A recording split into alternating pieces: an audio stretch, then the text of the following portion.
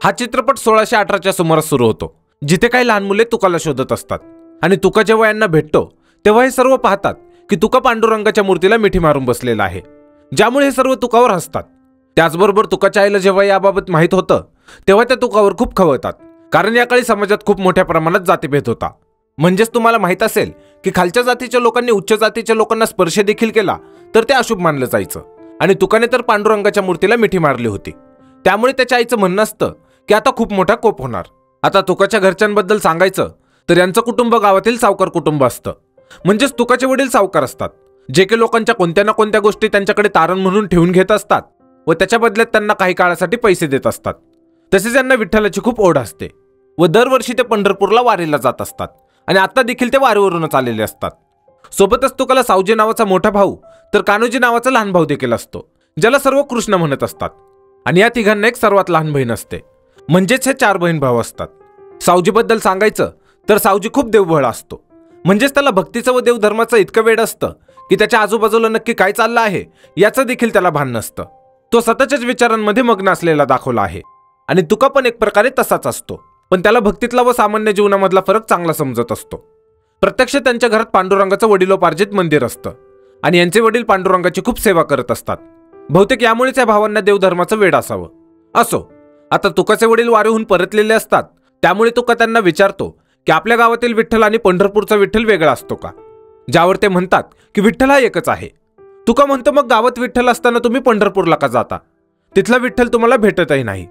तसेच तो सांगतो की त्याला गावातील विठ्ठल भेटला आहे, ज्यावर तुकाचे वडील तुका लहान आहे म्हणून त्याच्या बोलण्यावर हसतात. पुढे तुकाचे वडील जेव्हा त्यांचं सावकारकीचं काम करत असतात तेव्हा आपण पाहतो की तुकाचे वडील पक्के कायद्याने सावकार आहेत. सोबतच इथे तुका देखील त्यांच्याकडून शिकत असतो की त्याचे वडील कामकाज कसं करतात. यानंतर तुकाची आई तुकाला सलकडं घालायला देतात, कारण हे सावकार आहेत आणि तुकाचा रिकामा हात पाहून गावातील लोक यांच्या सावकारीवर काही बोलू नयेत म्हणून. तसेच पुढे गाण्यामना तुका हे गाणं आहे, जे झाल्यानंतर दाखवतात की तुकाचे वडील महादूकडे जातात, कारण महादूने यांच्याकडून पैसे घेतले होते आणि ठरलेल्या वेळेत त्याने पैसे दिलेले नसतात. इथे महादू म्हणतो की सध्या त्याच्याकडे देण्यासाठी काहीच नाहीये, त्यामुळे त्याला आणखी वेळ हवा आहे. पण तुकाच्या वडिलांची माणसे पाहतात की महादूच्या मुलाच्या हातात चांदीचं सलकडं आहे. या मुलाचं नाव विष्णू असतं, जो की तुकाचा मित्र असतो. आता हे सलकडं पाहिल्यावर तुकाचे वडील ते सलकडे घेऊन घरी येतात आणि घरी आल्यावर जेव्हा याबद्दल ते त्यांच्या बायकोला सांगतात तेव्हा ते तुकाला विचारतात की तू विष्णूला सलकडे दिलं होतंस तर मला खोटं का सांगितलंस की सलकडं नदीत हरवलं म्हणून. ज्यावर तुका सांगतो की विष्णू त्याचा मित्र आहे, त्यामुळेच त्याने ते कडं त्याला दिलं. त्याचबरोबर तो त्याच्या आईची माफी मागून त्यांना वचन देतो की इथून पुढे तो कधीच खोटं बोलणार नाही. सोबतच यावेळी तो विष्णूला तेच कडं पुन्हा देण्यासाठी त्याच्या आईवडिलांची परमिशन घेतो आणि विष्णूला कडं देण्यासाठी जातो. पण यावेळी मात्र विष्णू ते सलकडे घेण्यास नकार देतो, कारण त्याचं म्हणणं असतं की तुका प्रेमाने त्याला सलकडे देतो आणि त्याचे वडील मात्र विष्णूच्या घरच्यांना बेइज्जत करून पुन्हा ते सलकडे घेतात. आता विष्णूच्या नजरेत तुकाच्या मैत्रीची काहीच किंमत राहिलेली नसते, त्यामुळे तुका ते चांदीचं कडं नदीत फेकून देतो. पुढे दाखवतात की सावजीचं एका मंजुळा नावाच्या मुलीसोबत लग्न लावून दिलं जातं. पण लग्न झाल्यानंतर मंजुळा पाहते की सावजीला तिच्यात काहीच रस नाही, त्याउलट तो पांडुरंगाची भक्ती करत आहे. आता दुसऱ्या दिवशी आपण पाहतो की तुकाच्या वडिलांचे देशमुख नावाचे एक मित्र असतात, ज्याच्या मुलीचं लग्न असल्यामुळे तुकाचे वडील त्यांना भेट म्हणून काही मसाले पाठवणार असतात. तसेच सावजीला जबाबदारीची जाणीव व्हावी आणि त्याच्या वडिलांच्या कामात त्याने हातभार लावावा यासाठी सावजीचे वडील मसाले पोहोचवण्याची जबाबदारी त्याला देतात. पण सावजी ज्या गाढवांवर मसाले लादून घेऊन चाललेला असतो त्यांना तो वाटेत मोकळं सोडून स्वतः तप करत बसतो, ज्यामुळे गाढव कुठेतरी निघून जातात. आणि इकडे त्या गाढवांच्या मालकाला जेव्हा याची खबर लागते तेव्हा तो सावजीच्या वडिलांवर खवळायला लागतो, ज्यामुळे सावजीच्या वडिलांना खूप अपमान सहन करावा लागतो. सोबतच ते त्या गाढवांच्या मालकाची माफी मागतात आणि त्याला काही पैसे देऊन तिथून पाठवून देतात. यानंतर सावजीचे वडील सावजीवर खूप खवळतात. त्याचबरोबर सर्वांना समजतं की सावजी घरातील जबाबदाऱ्या सांभाळू शकणार नाही, त्यामुळे सावजीची आई तुकाला म्हणते की इथून पुढे तुझ्या वडिलांसोबत तूच कामाला जायचं आणि आबांना कामात मदत करायची. आता सीन काही वर्षांनी पुढे शिफ्ट होतो आणि इथे आपण तुका व त्याच्या भावांना मोठं झालेलं पाहतो.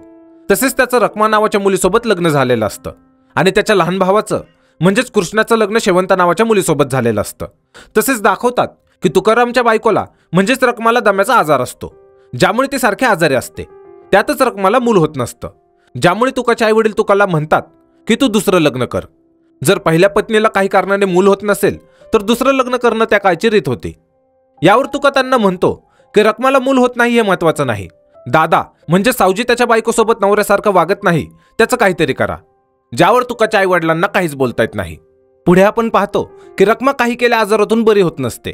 त्यात ते अन्नत्याग करते व औषधं घेणं सुद्धा बंद करते, ज्यामुळे तुकाराम तिला यावर खवळतात.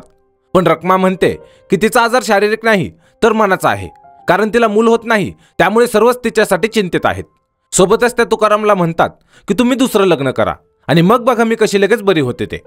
आता नाईलाजाने तुकाराम आवली नावाच्या मुलीशी दुसरं लग्न करतात आणि पुढे दाखवतात की तुकारामने रखमाचं ऐकल्यामुळे रखमा खूप आनंदी असते. पण सोबतच तिला याचं दुःख देखील असतं की तुकारामचं दुसरं लग्न झालं, ज्यामुळे तिची सासू या कठीण काळात तिला सहारा देते व तिची समजूत काढते. सोबतच तुकारामची आई जेव्हा मंजुळासमोर रखमाचं कौतुक करत असते तेव्हा मंजुळा तिचं दुःख तिच्या सासूला सांगत म्हणते की तुम्हाला रखमाचं खूप कौतुक वाटतं, पण माझं दुःख तुम्हाला दिसत नाही. प्रत्यक्षात मंजुळा सावजीची फक्त नावाला बायको म्हणून राहिलेली असते आणि सावजी देवधर्माच्या नादी लागल्यामुळे तो मंजुळाकडे पाहत देखील नसतो. आणि हे दुःख मंजुळा कोणाला सांगत नसते, तिच्या माहेरी देखील नाही. आता तुकाराम त्यांच्या वडिलांचा सर्व व्यवसाय सांभाळत असतात, त्यामुळे ते व त्यांचा लहान भाऊ कृष्ण जेव्हा पितांबर घेऊन चाललेले असतात तेव्हा वाटे त्यांना टॅक्स द्यावा लागणार असतो.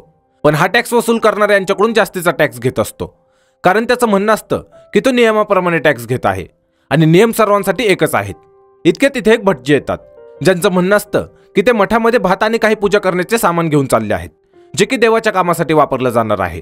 त्यामुळे देवाच्या कार्यासाठी लागणाऱ्या साहित्यांवर तो टॅक्स देणार नाही. ज्यावर तुकाराम म्हणतात की जर हे भटजी टॅक्स देणार नसतील तर मी देखील टॅक्स देणार नाही, कारण मी जे पितांबर घेऊन चाललो आहे ते देखील देवाच्याच कार्यासाठी वापरले जाणार आहेत. आता यावर तो टॅक्स वसूलणारा व्यक्ती म्हणतो की तुम्ही दोघे नेत असलेल्या गोष्टींचा वापर कुठे होवो त्याच्याशी मला काही घेणं देणं नाही.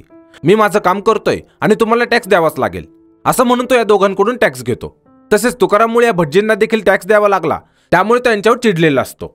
आता घरी आल्यावर रात्री जेव्हा ते रखमासोबत गप्पा मारत असतात तेव्हा रखमा त्यांना सांगते की ती 4 महिन्याने प्रेग्नेंट आहे, म्हणजे त्यांना बाळ होणार आहे. जे ऐकल्यावर तुकाराम खूप आनंदी होतात. पुढे तुकारामचे वडील त्यांना सांगतात की शेतकऱ्यांनी पीक पेरलं आहे, पण पाऊस काही येत नाहीये आणि पुढे पाऊस पडण्याचे लक्षण देखील दिसत नाही. त्यामुळे हीच ती वेळ आहे जेव्हा तू सर्व कर्जदारांकडून आपलं कर्ज वसूल करायला हवं. आता तुकारामची तर इच्छा नसते की अशा वेळी त्यांनी शेतकऱ्यांकडून कर्ज वसूल करावं, पण वडिलांच्या सांगण्यावरून त्यांना ते करावं लागतं. यानंतर तुकाराम कुलकर्णींकडे तांदूळ द्यायला जातात, जिथे कुलकर्णींनी तांदूळ मोजल्यावर त्यांच्या लक्षात येतं की तांदूळ मापापेक्षा कमी आहेत. ज्यावर तुकाराम म्हणतात की तांदूळ त्यांच्या वडिलांनी मापून पाठवले आहेत आणि त्यांचा अंदाज कधीच चुकत नाही. पण आता कसा काय चुकला? आता कुलकर्णी म्हणतात की त्यांचा अंदाज बरोबर आहे, पण काळ बरोबर नाही. तसेच ते सांगतात की लवकरच दुष्काळ येणार आहे. आता सर्व कामे उरकून तुकाराम जेव्हा घरी येतात तेव्हा कृष्ण तुकारामला सांगतो की त्यांच्या वडिलांचं निधन झालं आहे. जे ऐकल्यावर तुकाराम खूप रडतात. तसेच आपल्याला समजतं की तुकाराम वसुलीसाठी आणि व्यापारासाठी दुसऱ्या गावी गेले होते व त्यांना यायला वेळ लागणार होता, त्यामुळे त्यांच्या घरच्यांनी तुकारामची वाट न पाहता त्यांच्या वडिलांचा अंत्यविधी करून घेतला. त्याचबरोबर पुढे काही दिवस उलटतात आणि यातच रखमा एका बाळाला जन्म देते, ज्यामुळे त्यांच्या घरातील वातावरण थोडं आनंदी व्हायला लागतं. पण इकडे तुकारामच्या आई मात्र अजून त्यांचा नवरा गेल्याच्या दुःखातच असतात, ज्यामुळे त्याही त्यांचे प्राण सोडतात. आणि आता तुकाराम व त्यांच्या भाऊ बहिणीच्या डोक्यावर आई वडिलांचं छत्र राहत नाही. इतक्यात मंजुळा पाहते की तिचा नवरा सर्वांपासून दूर जाऊन रडत आहे, ज्यावर ती सावजीला म्हणते की या काळामध्ये स्वतःला सावरा आणि तुमच्या भावंडांना सांगा की मी अजून जिवंत आहे, मी तुम्हाला मायेचं छत्र देईल आणि माझे खांदे अजून समर्थ आहेत या कुटुंबाचा भार सांभाळण्यासाठी. पण सावजी यावर काहीच बोलत नाही आणि स्वतःच्याच धुंदीत एका कोपऱ्यात जाऊन बसतो, ज्यामुळे मंजुळाला खूप वाईट वाटतं, कारण तिच्या नवऱ्याचं लक्ष घर संसारात नाही तर अजून विठ्ठलातच आहे. सोबतच मंजुळा रडत असताना म्हणते की या घराला विठ्ठलाचा शाप आहे. यानंतर दाखवतात की घरातील कोणाचं निधन झालं असेल तर त्या घरातील लोक गावातील सर्वांना जेवणासाठी बोलवत असतात. त्यामुळे तुकारामच्या घरी देखील जेवण असतं आणि जेव्हा सर्व गाव जेवत असतं तेव्हा दाखवतात की गावकऱ्यांना यांच्या कुटुंबाच्या दुःखाशी काहीच घेणं देणं नाही. उलट ते असे जेवत आहेत जसं की यांच्यासाठी हा कोणता तरी सणच आहे. सोबतच आपण पाहतो की काहीच दिवसांनी मंजुळा देखील आजारी पडते, पण खूप औषधोपचार करून देखील तिच्या प्रकृतीत काहीच बदल होत नाही आणि ती देखील स्वर्गवासी होते. आता यातून हे सर्व स्वतःला सावरतच असतात. त्यातच पुढच्या सीनमध्ये आपण गावाच्या एका मीटिंगमध्ये पाहतो की दुष्काळ आता सुरू झाला आहे, ज्यामुळे सर्वजण खूप चिंतेत असतात. आता यावर उपाय काय म्हणून हे गावातील एका वयस्कर आजोबांना विचारतात की आता काय करायला हवं. ज्यावर ते सांगतात की या दुष्काळावरून त्यांना त्यांच्या आजोबांनी सांगितलेली एक गोष्ट आठवली. ती अशी की त्यांच्या काळी सलग 12 वर्षे दुष्काळ चालू होता आणि अशा काळात सर्वांसाठी धावून आला होता तो एक पंत. त्याने त्याच्याकडे असलेला धान्याचा साठा माणुसकी म्हणून सर्वांसाठी खुला केला होता आणि हा दुष्काळ देखील मला तसाच वाटत आहे. त्यामुळे काही झालं तरी सर्वांनी एकमेकांची साथ सोडू नका आणि माणुसकी जपत एकमेकांना जमेल तशी मदत करत राहा. आता यावरून तुकारामला समजतं की त्यांनी माणुसकीच्या नात्याने सर्वांसाठीच त्यांच्याकडे असलेले धान्य लोकांमध्ये वाटायला हवं. सोबतच ते या मीटिंगमध्ये असलेल्या इतर लोकांना देखील धान्य सर्वांसोबत वाटायला सांगतात. पण बाकी कोणीच यासाठी तयार नसतं. आता इतक्यात तिथे कृष्ण येतो आणि तुकारामला सांगतो की त्यांचा मोठा भाऊ सावजी घर सोडून गेला आहे. त्याने व गावातील लोकांनी त्याला खूप शोधलं, पण तो कुठेच सापडला नाही. तसेच तुकाराम घरी येऊन पाहतात की त्यांचा मोठा भाऊ खरंच घर सोडून गेला आहे. ज्यामुळे ते सर्वांना म्हणतात की सावजी दादाला कुटुंबात रोखून ठेवणारं कोणीच राहिलं नाही. त्यामुळे त्याला जे करायचं आहे ते तो करतोय आणि आपण त्याला अडवायला नको, असं म्हणून ते सावजीला शोधण्याचा प्रयत्न बंद करतात. पुढे तुकाराम ठरवतात की त्यांच्याकडे जो धान्याचा साठा आहे तो ते गावकऱ्यांमध्ये वाटणार, जेणेकरून या दुष्काळात कोणाची उपासमार होऊ नये. पण धान्य वाटत असताना लोक त्याच्यावरती तुटून पडतात आणि ज्याला जमेल तितकं धान्य हावऱ्यासारखं ते लुटायला लागतात. जे पाहून कृष्ण सर्वांना हाकलून लावतो. तसेच आवली तुकारामवरती खवळते, कारण ती आधीच सर्वांना म्हणत होती की तिच्या नवऱ्याला धान्य वाटण्यापासून थांबवा, पण कोणीच त्यावेळी काही बोललं नाही. आणि त्यात आवली आता प्रेग्नेंट आहे. जर पुढे या दुष्काळात त्यांना धान्य कमी पडलं तर कसं होईल, याच हेतूने ती तिच्या नवऱ्यासोबत भांडते.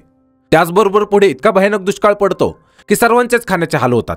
ज्यामुळे हे ज्या लोकांकडून एखाद्या वस्तूच्या बदल्यात त्यांना पैसे द्यायचे, आता यांना त्यांच्याकडूनच सोनं व इतर गोष्टी देऊन त्या बदल्यात भाकर भाजी घ्यावी लागते. इतके बेकार हाल या दुष्काळात होतात. आता खाण्यासाठी अन्न नसतं, त्यामुळे तुकाराम व कृष्ण जमीन उकरून काही झाडांची मुळं घेऊन येतात आणि ते उकळून सर्वजण पोट भरण्यासाठी ते खातात. पण हे खाल्ल्याने ते रखमाला पचन होत नाही आणि तिचं निधन होतं. सोबतच दुसरीकडे तुकारामच्या बाळाचे देखील प्राण जातात, ज्यामुळे यांच्या कुटुंबावर पुन्हा दुःखाचा डोंगर कोसळतो. आता असेच दुष्काळाचे आणखी दिवस उलटतात आणि अखेर हा दुष्काळ संपून पाऊस पडतो, ज्यामुळे सर्वांच्या चेहऱ्यावरचा आनंद पाहण्यासारखा असतो. तसेच काही वर्षानंतर दाखवतात की तुकाराम आता भक्तीच्या मार्गी लागले आहेत. म्हणजे जसं पांडुरंगाचं वेड त्यांच्या मोठ्या भावाला होतं तसं आता तुकारामला देखील लागला आहे. ज्यामुळे तुकाराम त्यांच्या वडिलांचा जो व्यवसाय पाहायचे तो व्यवसाय आता तुकारामचा लहान भाऊ कृष्ण पाहत असतो. तसेच एके दिवशी तुकाराम जेव्हा झोपलेले असतात तेव्हा विचार करत असताना त्यांना समजतं की धन दौलत संपत्ती माणसाच्या काहीच कामाची नाही. कारण ज्यावेळी दुष्काळ होता तेव्हा त्यांच्याकडे असलेल्या संपत्तीने नाही तर माणुसकीने त्यांची साथ दिली. ज्यामुळे तुकाराम ठरवतात की त्यांच्याकडे जे सावकारकीचे हिशोब असलेले कागदपत्र आहेत त्यांना ते इंद्रायणीच्या पाण्यात सोडून देणार.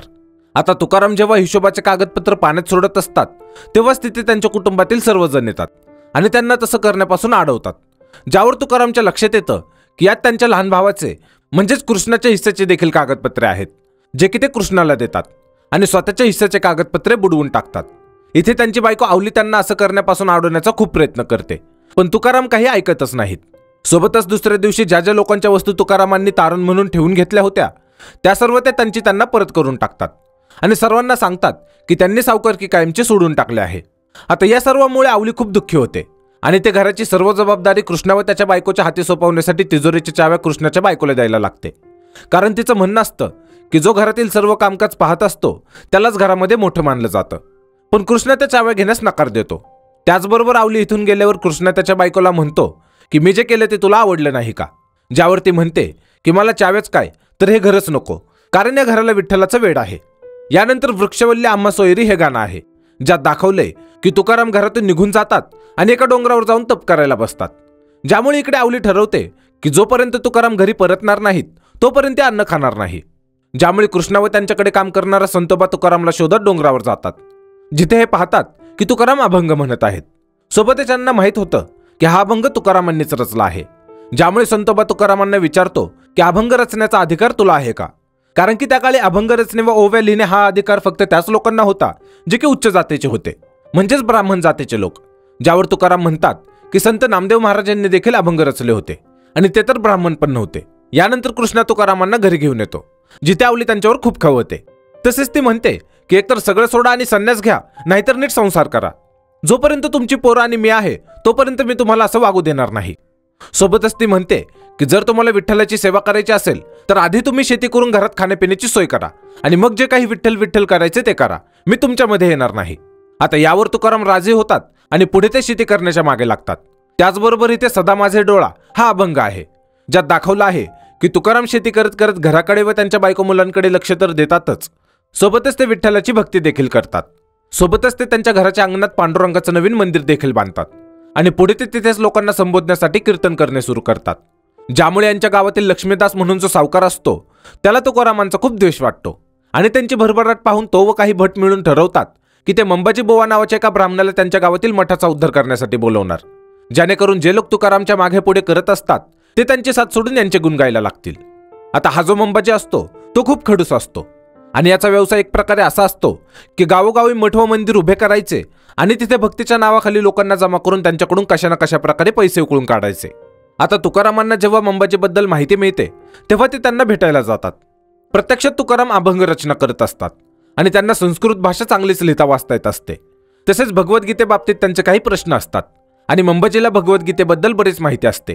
त्यामुळे तुकाराम मंबाजीकडे त्या प्रश्नाची उत्तरे विचारणार असतात. पण त्याआधीच तुकारामांना मंबाजीच्या बोलण्यावरून समजतं की मंबाजी स्वतःला महान व इतरांना तुच्छ लेखतो आणि असे तो त्याच्याकडे असलेल्या ज्ञानाच्या जोरावर नाही तर तो जातीने मोठा आहे म्हणून. सोबतच मंबाजी तुकारामांना म्हणतो की तुमच्या घरी जे वडिलोपार्जित विठ्ठलाचं मंदिर आहे त्यातून आपण खूप पैसे मिळवू शकतो. पण तुकारामांनी ते मंदिर भक्तिपोटी बांधलेलं असतं आणि मंबाजी मात्र देवाच्या नावावर व्यवसाय करू पाहतोय. त्यामुळे ते त्यांना जास्त न बोलता तिथून निघून येतात, ज्यामुळे मंबाजी तुकारामांवर खूप चिडतो. आता इथून हे जेव्हा परतत असतात इतके त्यांना बातमी मिळते की यांच्या गावातील लक्ष्मण नावाच्या मुलाला लांडगा चावला, ज्यामुळे हे त्याला पाहायला जातात. जिथे लक्ष्मण यांना सांगतो की त्याच्यावर 2 लांडग्यांनी हल्ला केला होता पण त्याने व त्याच्या मित्रांनी त्यांना मारून टाकलं. आता याच काळात छत्रपती शिवाजी महाराज मुघलांविरोधात लढा देत होते व त्यांनी जाहीर केलेलं असतं की जो कोणी लांडग्यांच्या शेपट्या कापून आणेल त्याला खूप मोठं इनाम दिलं जाईल, कारण लांडग्यांचं प्रमाण खूप वाढलं आहे. तसेच ही गोष्ट तुकाराम लक्ष्मणला सांगतात.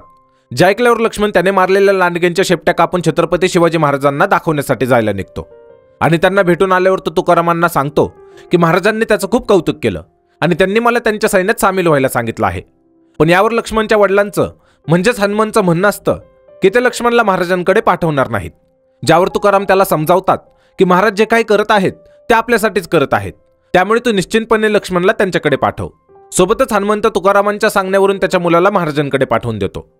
आता इथेच पंढरीचा वारकरी हे गाणं आहे, ज्यात दाखवलं आहे की तुकाराम वारीला जातात आणि वारीत ते भरपूर कीर्तने व प्रवचन करतात, ज्यामुळे त्यांचं नाव गावोगावी प्रसिद्ध होतं व त्यांना सर्व लोक ओळखायला लागतात. तसेच या वारीत त्यांना त्यांचे मोठे भाऊ सावजी भेटतात, ज्यांना तुकाराम घरी चला म्हणून विनंती करतात. पण यावर सावजी म्हणतात की ते सगळीकडे फिरले पण त्यांना मोक्षप्राप्ती झालीच नाही व त्यासाठी मी घर व संसार देखील सोडला, पण तुला मात्र संसारात राहून सर्व काही करता आलं. मी तुझी कीर्ती ऐकली होती आणि कीर्तनही पाहिलं, जे ऐकून लोकांना भक्तीची ओढ लागते आणि यापेक्षा चांगला मोक्ष असूच शकत नाही. आता इतके तिथे तुकारामांना भेटण्यासाठी गर्दी जमा होते आणि या गर्दीत सावजी पुन्हा तुकारामांना सोडून तिथून निघून जातात व तुकाराम मात्र त्यांना शोधतच राहतात. तसेच इकडे आपण पाहतो की तुकारामांची कीर्तने इतकी प्रसिद्ध होतात की काही मोठे मोठे ब्राह्मण देखील तुकारामांचे अनुयायी बनतात, ज्यामुळे मंबाजी व त्यांचे अनुयायी तुकारामांचं नाव खराब करण्यासाठी कट रचायला सुरुवात करतात. सोबतच कोल्हापूरहून बहिणाई नावाचे एक भक्त तुकारामांकडे येतात. या देखील ब्राह्मणच असतात आणि यांना तुकारामांचं शिष्य व्हायचं असतं, कारण की त्यांना तुकारामांनी लिहिलेले अभंग खूप आवडत असतात. पण यावर तुकाराम त्यांना समजावतात की माझ्या शिष्य होण्याऐवजी जसा मी घडलो आहे तसे तुम्ही देखील व्हा, जेणेकरून तुम्ही इतरांना त्यांच्यासाठी काय चांगलं आणि काय वाईट यातील फरक समजावू शकाल. तसेच हे बहिणाईला देखील पटतं. आता एक ब्राह्मणबाई तुकारामांना आपला गुरु मानून घेत आहे हे कळल्यावर मंबाजी बहिणाईंना म्हणतो की तुकारामचे शिष्य होण्याऐवजी तुम्ही माझे शिष्य व्हा, ज्यावर बहिणाई नकार देतात, ज्यामुळे तुकारामांवर मंबाजीचा राग आणखीनच वाढतो. पुढे एके दिवशी तुकारामांच्या गावात म्हणजेच देहूमध्ये छत्रपती शिवाजी महाराज येतात आणि योगायोगाने यांची भेट तुकारामांशी होते, जिथे शिवाजी महाराज त्यांना सांगतात की लक्ष्मण आता राहिला नाही, माझा जीव वाचवण्यासाठी त्याने स्वतःचा जीव धोक्यात टाकला. तसेच ते सांगतात की त्याचा देह इथं आणणं शक्य नव्हतं, त्यामुळे त्यांनीच लक्ष्मणचा अंत्यविधी पूर्ण केला. त्याचबरोबर लक्ष्मणच्या वडिलांना जेव्हा लक्ष्मण गेल्याचं कळतं तेव्हा त्यांना देखील खूप दुःख होतं. पुढे छत्रपती शिवाजी महाराज तुकारामांना सांगतात की आऊसाहेब म्हणजे जिजामातांची इच्छा आहे की तुकारामांचा दरबारात सत्कार व्हावा, कारण त्यांच्यासारख्या संतांमुळेच तरुणांना प्रेरणा मिळते आणि ते शिवाजी महाराजांच्या सैन्यामध्ये सामील होतात. पण तुकाराम यासाठी नकार देतात, कारण त्यांचं म्हणणं असतं की महाराज जनतेच्या संरक्षणासाठी लढत आहेत, तेच त्यांच्यासाठी खूप आहे. आता पुढे आपण पाहतो की तुकारामांचा दामू नावाचा एक मित्र असतो, ज्याच्या बहिणीचं आज लग्न होतं, पण लग्नात भटजी वेळेवर आले नाहीत, त्यामुळे त्याने स्वतःच मंत्र म्हणून त्याच्या बहिणीचं लग्न लावून दिलं, ज्यामुळे मंबाजी व बाकीचे भट दामूच्या तोंडाला काळं फासून त्याची गाढवावरून दिंड काढत असतात. आता इतके तिथे तुकाराम येतात व त्यांना असं करण्यापासून अडवतात. पण मंबाजी व त्यांचे इतर भट साथीदार तुकारामांना बरंच काही बोलतात की लग्नविधी करणं त्यांचा अधिकार आहे, धर्मदेवाचं प्रशासन आहे व त्याचे फक्त आम्हीच कारभारी. आता तुकाराम माणुसकीच्या बाजूने असतात, त्यामुळे ते यांचा विरोध करून दामूला गाढवावरून खाली उतरवतात व तिथून घेऊन जातात, ज्यामुळे मंबाजी ठरवतो की आता तो याचा बदला घेणार. तसेच तो पुढे लोकांना तुकारामांच्या विरोधात भडकवायला लागतो की तुकाराम धर्माचं वाटोळं करणार, धर्म बुडवणार वगैरे. पण इकडे तुकाराम मात्र लोकांना समजावतात की धर्माच्या नावाखाली भट व काही साधू संत कसा लोकांचा छळ करतात आता पुढे दाखवतात की मंबाजी रामेश्वर शास्त्री नावाच्या एका मोठ्या पंडितांना घेऊन येतो. प्रत्यक्षात त्या काळी एक धर्मपीठ होतं, ज्याला आपण एखादी संस्था म्हणू शकतो, ज्याचं काम होतं की धर्माची रक्षा करणे व धर्म त्यांच्यानुसार लोकांपर्यंत पोहोचवणे. पण तुकाराम मात्र त्यांना धर्माचा ज्या प्रकारे अर्थ समजला तोच अर्थ ते त्यांच्या प्रवचनांमधून लोकांना समजावून सांगत असतात. ज्यामुळे रामेश्वर शास्त्रीचं म्हणणं असतं की यांच्या प्रवचनांमुळे लोकांच्या मनात सर्व परंपरांविषयी संभ्रम निर्माण झाला आहे आणि आता याचं उत्तर देण्यासाठी ते तुकारामांना धर्मपीठासमोर हजर राहायला सांगतात. यानंतर तुकाराम जेव्हा धर्मपीठासमोर जातात तेव्हा त्यांच्यावर असे आरोप लावले जातात की समाजामध्ये जो जातीभेद आणि वर्णभेद धर्म म्हणून सुरू आहे त्याला ते धर्म मानत नाहीत आणि ते खालच्या जातीचे असून सुद्धा त्यांनी वेदांचा अर्थ सर्वसामान्यांना समजेल असं लेखन केलं. तसेच शूद्र असून देखील त्यांनी ब्राह्मणांना शिष्य बनवून घेतलं आहे व ब्राह्मण त्यांच्या पाया पडतात. आता यावर तुकाराम म्हणतात की शिक्षण घेणं हा त्यांचा अधिकार आहे आणि तेच शिक्षण इतरांना देणे देखील, व त्यांनी काही चुकीचं केलं आहे असं त्यांना वाटत नाही. आणि वारकरी संप्रदायात सर्वजण एकमेकांच्या पाया पडतात, त्यामुळेच ब्राह्मण देखील त्यांच्या पाया पडतात. कारण समोरच्या माणसामध्ये जो देव असतो त्याला तो नमस्कार असतो आणि हे सर्वच करतात. तसेच त्यात कसलाही जातीभेद केला जात नाही. सोबतच ते म्हणतात की त्यांनी अजून कोणालाही शिष्य करून घेतलेलं नाही. आता इथे आपल्याला समजतं की तुकाराम त्यांच्या जागी अगदी बरोबर आहेत, पण या धर्मपीठाला ते मान्य नसतं. त्यामुळे ते स्मृतिग्रंथाचा सहारा घेऊन तुकारामांना म्हणतात की तुम्ही स्मृतिग्रंथाप्रमाणे गुन्हा केला आहे आणि यासाठी तुम्हाला मोठी शिक्षा आहे. ज्यावर तुकाराम त्याच ग्रंथाच्या आधारावर म्हणतात की त्यात हे देखील सांगितलं आहे की ग्रंथात शेती करणाऱ्या, सावकारी करणाऱ्या व सेवा करणाऱ्या ब्राह्मणांना शूद्र मानलं आहे आणि ब्राह्मण देखील इतर वेळी तेच करतात. मग यातील कायदा फक्त आमच्यासाठी का? आता या उलट प्रश्नामुळे धर्मपीठाला वाटतं की तुकाराम त्यांना खूप जड जाईल.